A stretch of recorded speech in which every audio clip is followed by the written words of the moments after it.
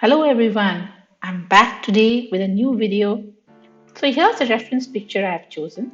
I really like the light falling on the petals on the top and the shadow at the bottom in this picture. I start with lightly sketching out my flower, the basic outer shape first, and then I get to details of some of the petals. Try not to draw every petal and every detail, and leave it a little loose so that while painting it's open to interpretation. The center of the flower should be well placed.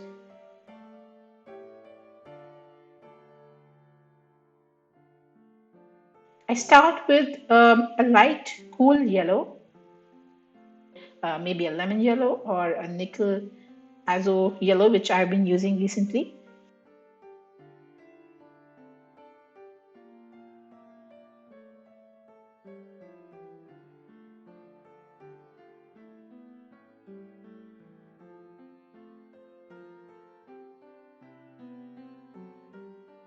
I also go in with a mix of Gamboge, which is a warmer yellow, to add some warmth to the sunflower. I'm just lightly dropping in the color to just mark out the areas where the flower is placed.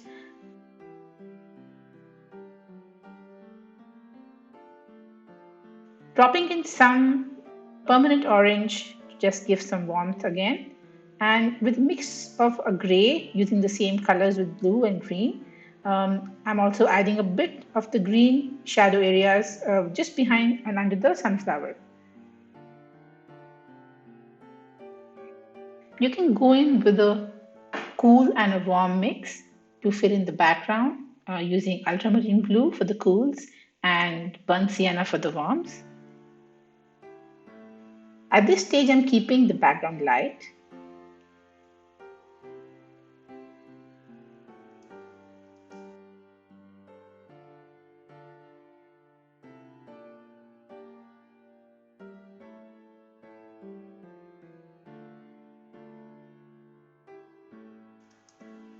I then go in with a strong mix of burnt sienna and burnt umber with a touch of orange to define the center of the flower.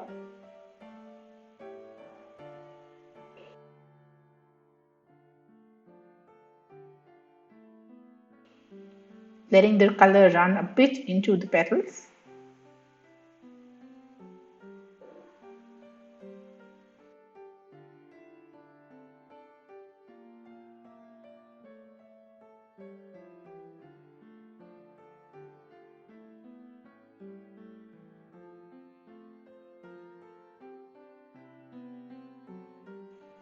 I go back in with a slightly thicker mixture of the same to darken the shadow areas.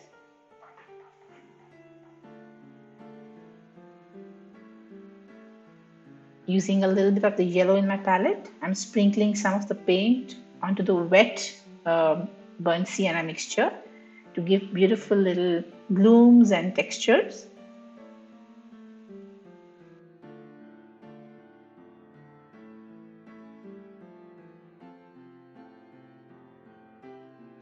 Starting to work on the foliage around the sunflower, I'm using a little bit of olive green with burnt sienna and ultramarine blue, just making it a bit of a grayish green to not have it too bright.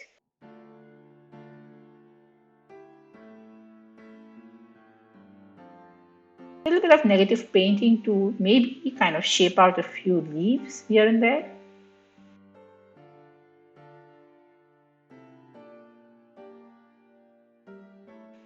I'm also varying the color of the green by adding some yellows in some places and more grays in the other.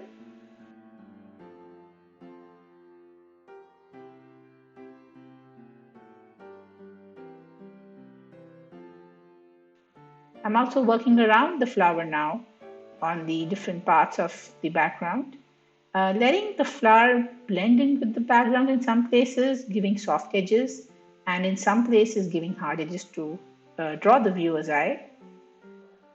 And while the paint is still wet, you can drop in a little bit of maybe indigo or ultramarine blue mixed with burnt sienna to create a little bit of a depth and darkness. keeping the paint a little more blue on this side to show a little bit of distance.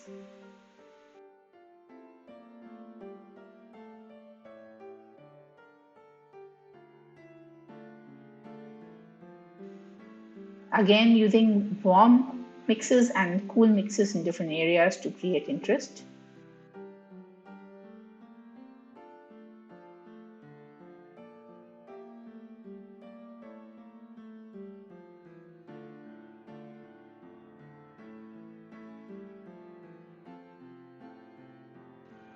Also giving a little bit of a hint of another flower in the background, but keeping it really fuzzy and loose.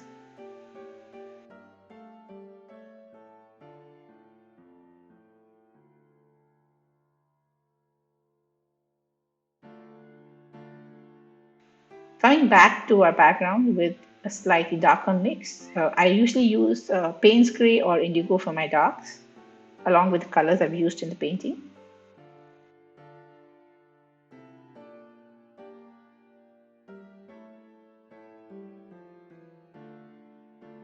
Some little marks with my brush to suggest some leaves and foliage in the background.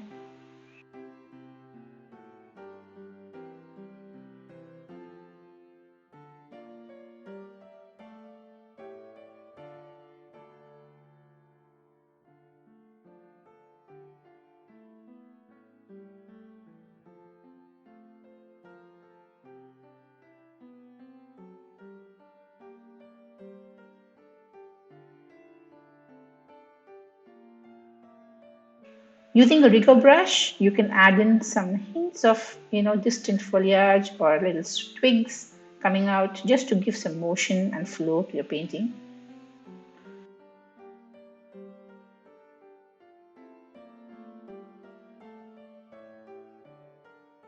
Now going in again with a little more dark color to reinforce all the darks and splattering some more lights to give texture.